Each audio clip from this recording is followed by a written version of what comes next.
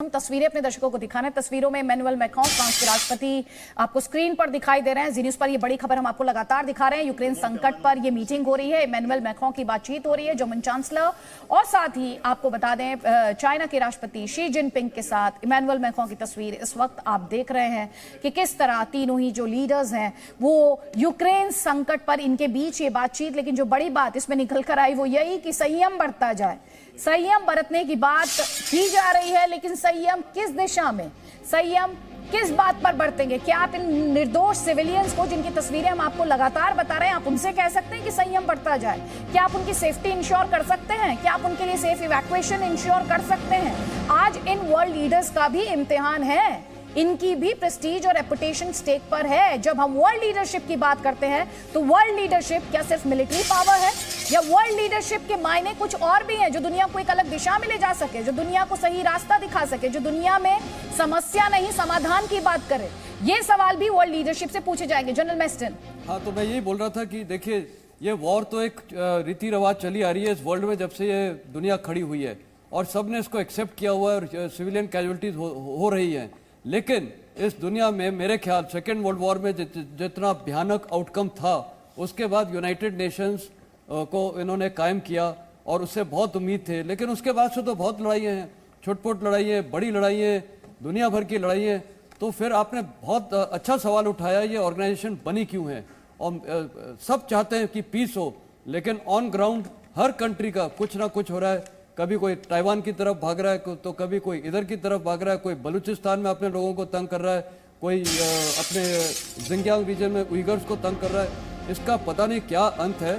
जब तक पूरी वर्ल्ड बॉडी इसको डिसाइड ना करे, न्यूक्लियर वेपन्स को एलिमिनेट किया जाए, फोर्सेस को कम किया जाए, और एक सिस्टम होना चाहिए कि पूरी वर्ल्ड पीस की तरफ जाए, डेवलपमेंट की तरफ जाए, पर वो हो नहीं सकता है, क्योंकि सबके अपने इंटरेस्ट है, सबकी अपनी लालच है, सबकी अपनी मंशा है।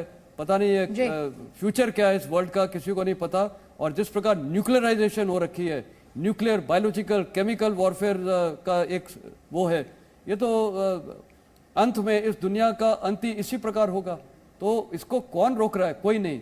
सब बस बात कर रहे हैं इसकी इस्तेमाल करने की, बढ़ाए जा रहे हैं अपनी न्यूक्लियर आर्सेनल, केमिकल। ये जो इस समय संकट है, इसे बढ़ाने की कोशिश की जा रही है, इसके समाधान की कोशिश नहीं की जा रही है। यूक्रेन के राष्ट्रपति का बड़ा स्टेटमेंट हम आपको दिखा रहे हैं। यूक्रेन के राष्ट्रपति ज़ेलेंस्की कह रहे हैं कि हम जंग जीतेंगे, और युद्ध को जीतने के लिए जो कुछ भी करना होगा हम करेंगे। प्रेसिडेंट ज़ेलेंस्की का ये बड़ा स्टेटमेंट, ब्रिटेन की संसद को वो संबोधित करने वाले हैं, और उससे पहले हम जंग जीतेंगे ये दावा कर रहे हैं यूक्रेन के राष्ट्रपति ज़ेलेंस्की। और जो कुछ भी करना पड़ेगा, जिस बात की भी जरूरत होगी, जो भी कदम उठाने होंगे, हम वो कदम उठाएंगे। हमारे साथ कई खास मेहमान लगातार बने हुए हैं। आरएस मल्होत्रा जी, एक बात मैं आपसे समझना चाहती हूँ, प्रेसिडेंट ज़ेलेंस्की ने, चाहे वो अमेरिकन सेनेटर्स हो, चाहे वो यूरोपियन पार्लियामेंट हो, दुनिया भर की जो बॉडीज हैं, उन्हें एड्रेस करने की कोशिश की, उन्हें एड्रेस किया है। अब वो ब्रिटेन की संसद को संबोधित करने जा रहे हैं। क्या मैसेज देने की कोशिश वो यहां पर कर रहे हैं? और इस तरह के संबोधन कितने अहम होते हैं मौजूदा हालात में? जी, शुरू से ही देखा गया है कि प्रेसिडेंट ज़ेलेंस्की कोशिश कर रहे हैं, कभी फ्रांस के राष्ट्रपति से, कभी इंडिया के प्रधानमंत्री से, कभी अमेरिका के प्रेसिडेंट से। अब उन्होंने बीच में ईयू जो असेंबली थी उसको भी एड्रेस किया था। अब इंग्लैंड की बारी है, लेकिन सब जगह जाके उन्होंने गुहार तो यही लगाई कि मेरी मदद करो, हथियार दो।